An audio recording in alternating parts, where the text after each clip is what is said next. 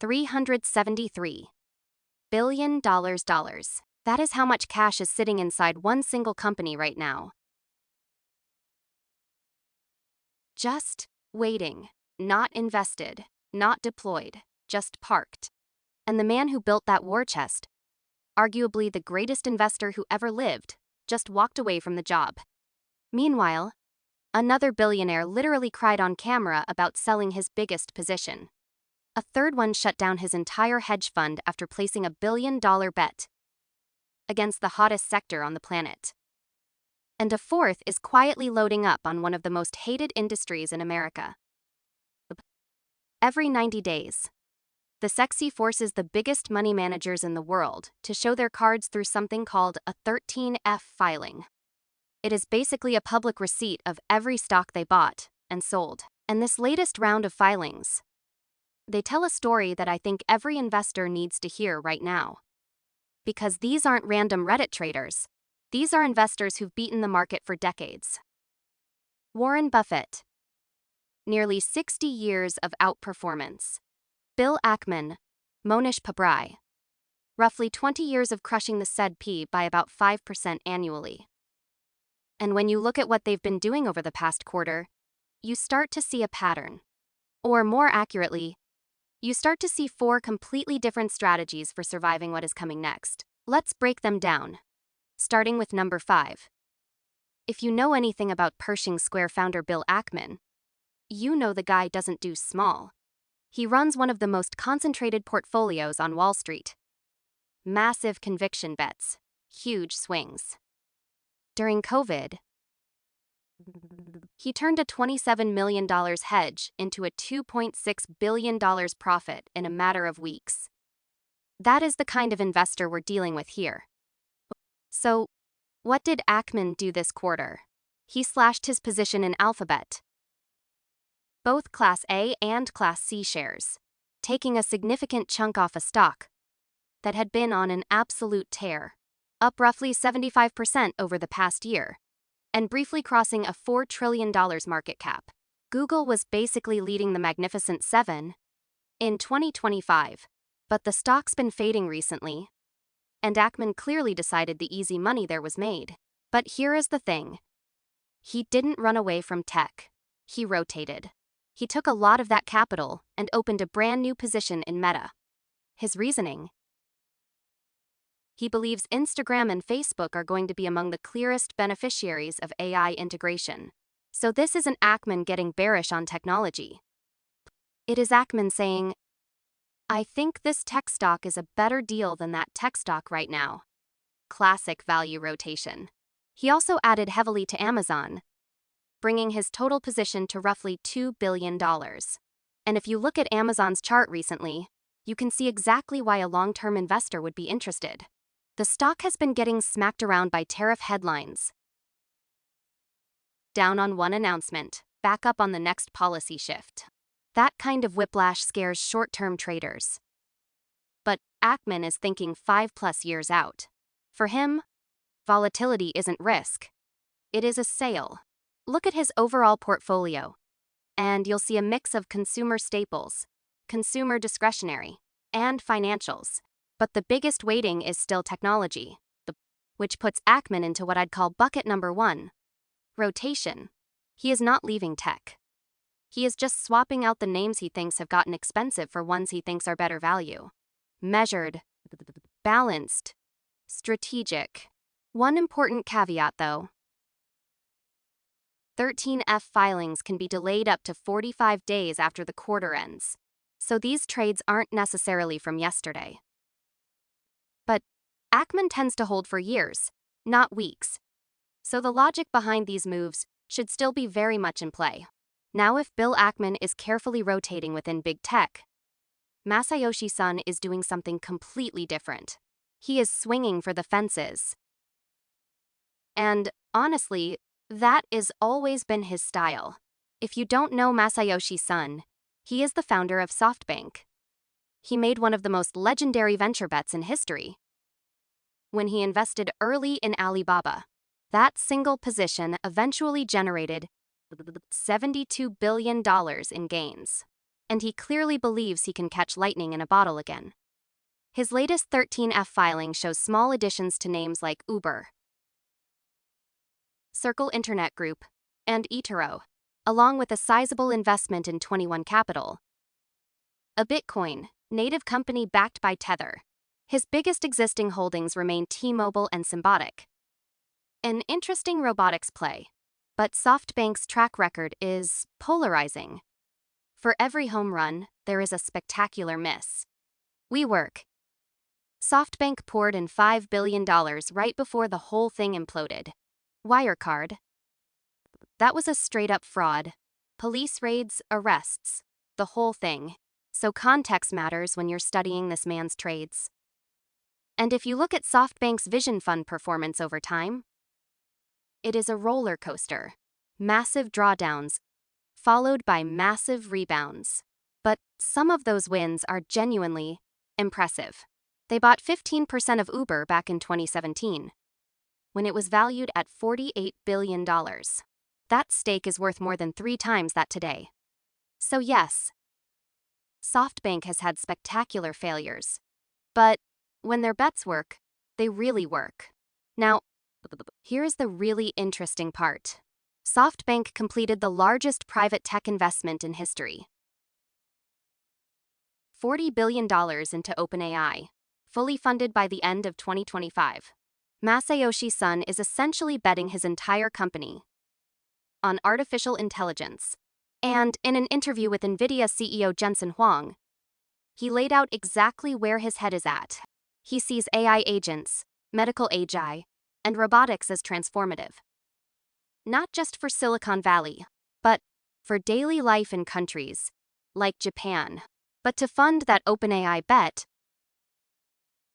Son did something that made headlines everywhere. He sold his entire Nvidia stake.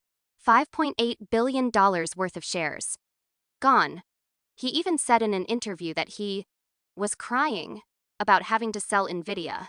He also trimmed his T-Mobile position by about $3 billion.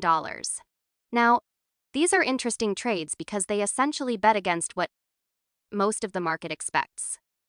That AI infrastructure companies like Nvidia will keep growing.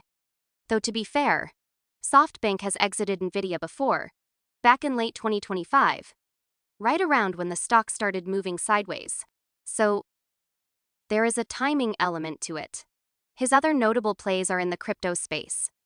Positions in Coinbase and Circle, the stablecoin company behind USDC. This looks like a bet that dollar-backed crypto will start being used for actual transactions, not just held as a speculative investment, like Bitcoin. So, to summarize Son's approach, this isn't just a rotation. This is an investor deliberately concentrating his risk, selling proven winners to double down on what he thinks will be the next generation of winners. It could be genius. It could also be a Hail Mary. After all, SoftBank's Vision Fund has actually posted a negative total return during its years as an active fund. But if you agree with his thesis on the future of AI, these are names worth watching. And if you think he is wrong, this is a pretty useful list of what to avoid. Now, this next investor is playing an entirely different game. If Ackman and Son are battling in the high-tech arena, Mohnish Pabrai is down in the coal mines. Literally. Pabrai is a disciple of Warren Buffett's value investing philosophy. He doesn't chase trends, he doesn't buy what is hot. He looks for companies that are cheap, that produce real cash, and that the rest of the market has completely written off. And his latest 13F filing could not be a clearer reflection of that approach. His portfolio is incredibly concentrated. Just 4 stocks. No AI software. No Magnificent Seven. Instead, his biggest positions are in coal companies and offshore drillers. And before you write that off, hear me out, because there is actually a compelling logic here. If you look at coal demand from developed countries, yeah, it has been declining since 2008. That is the headline everyone knows. But zoom out globally and total coal capacity is still increasing, driven by markets in Asia. And here is the kicker. With the explosive growth of AI data centers and rising steel production, downstream demand for coal could actually increase from here. This is what Warren Buffett's late partner Charlie Munger called second-order thinking. Everyone knows AI data centers are going to grow. The question is, how do you profit from that without buying Nvidia at 30 times revenue? Pabrai's answer: you buy the companies that supply the raw materials. And how did he pick these specific names? It comes down to Buffett's framework of analyzing predictable cash flows. Pabrai has been pretty blunt about it. He has said Nvidia, Palantir, Tesla. Those are all in his too hard pile. He can't predict what their cash flows will look like in 5 or 10 years. But a metallurgical coal company producing a commodity that goes into steel, that is something he can model. His two largest holdings are Warrior Met Coal, at roughly $158 million, and Alpha Metallurgical Resources, or AMR, at around $108 million. Both focus on metallurgical coal, the stuff used to make steel, not to burn for electricity. AMR's management has been aggressively buying back shares. The balance sheet is loaded with cash, and some valuation models have it pegged at roughly 30% undervalued.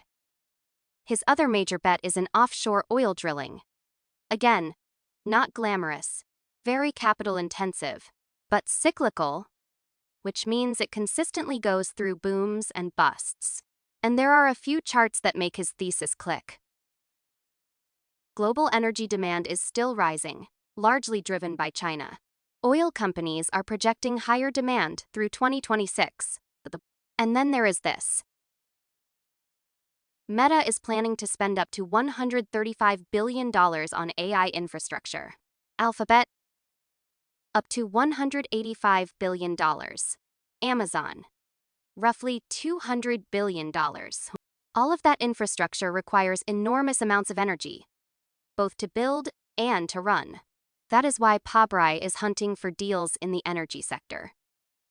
He is holding a significant position in Transocean, a $7 billion offshore drilling company, whose stock has more than doubled in the past year.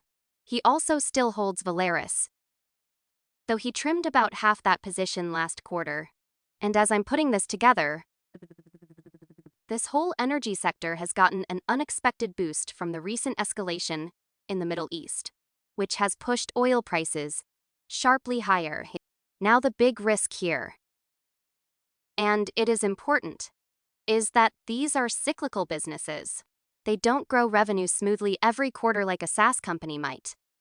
The ride is going to be bumpy. If you buy into these names, you need a long-term mindset. You need to watch valuations carefully.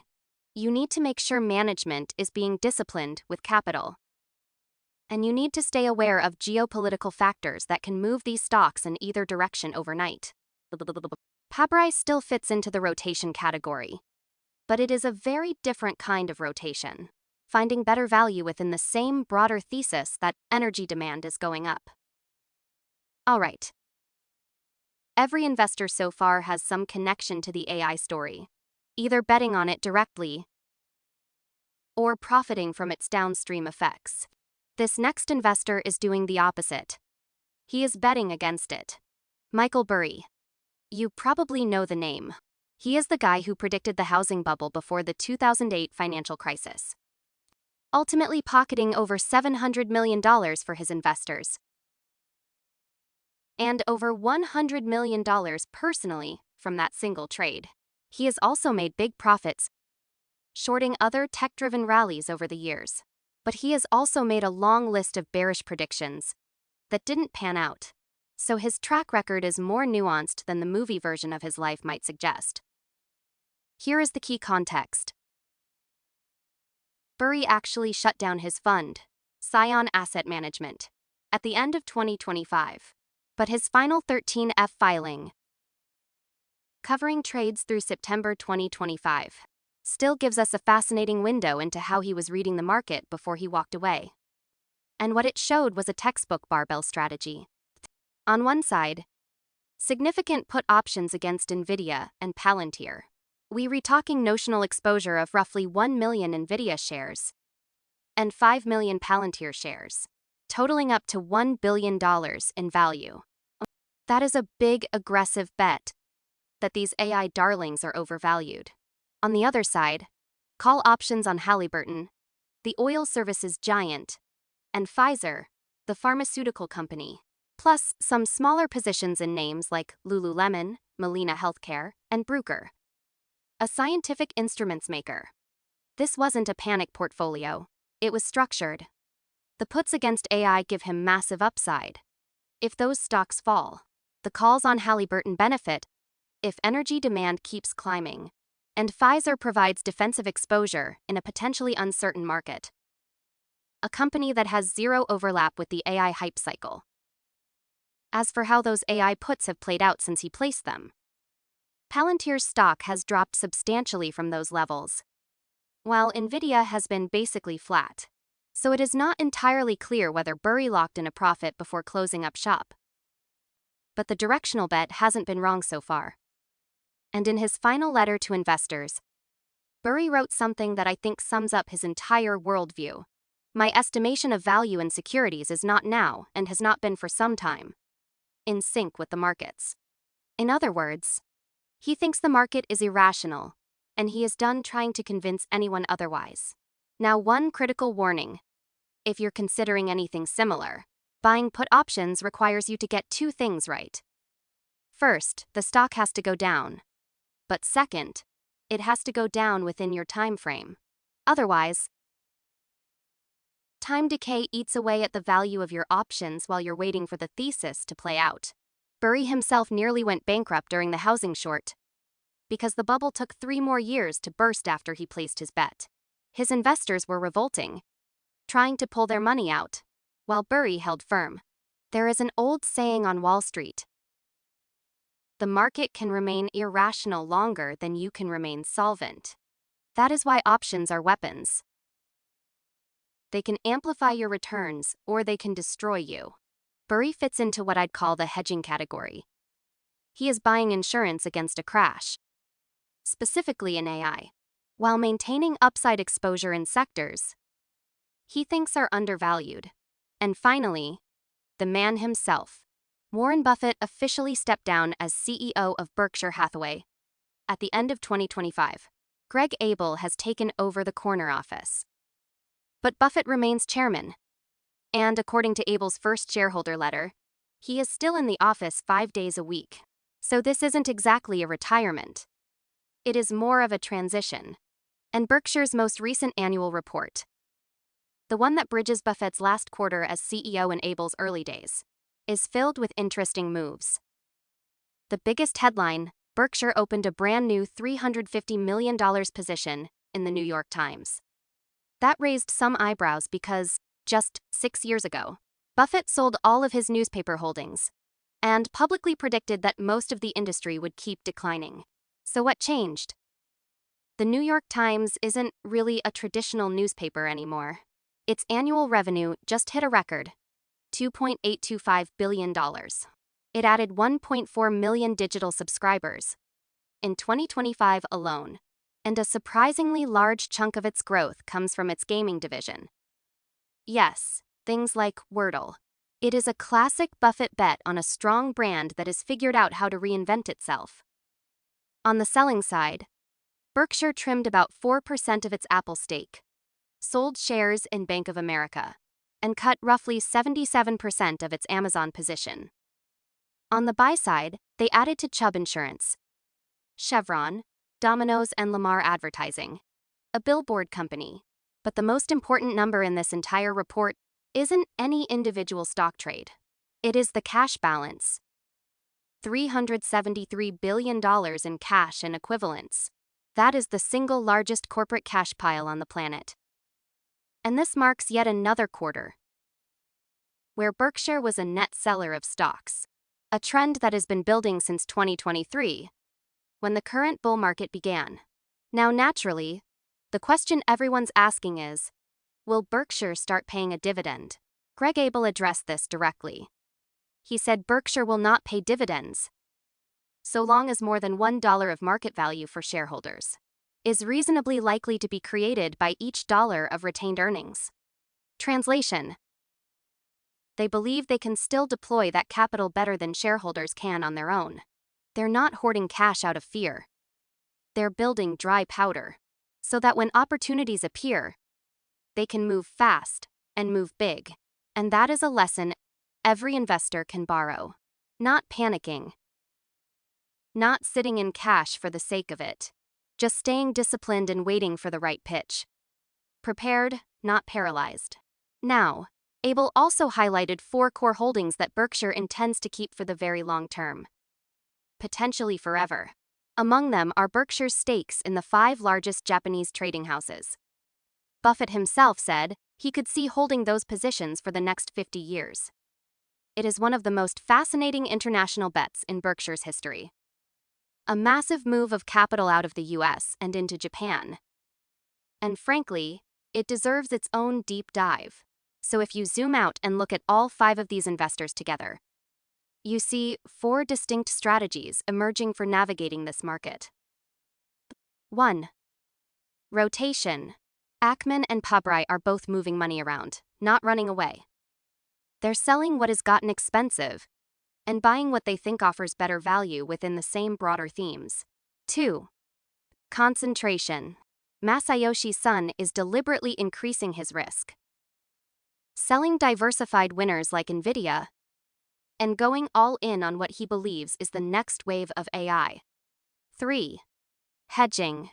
Michael Burry built a portfolio designed to profit from volatility and a potential AI correction, using options as insurance against a downturn.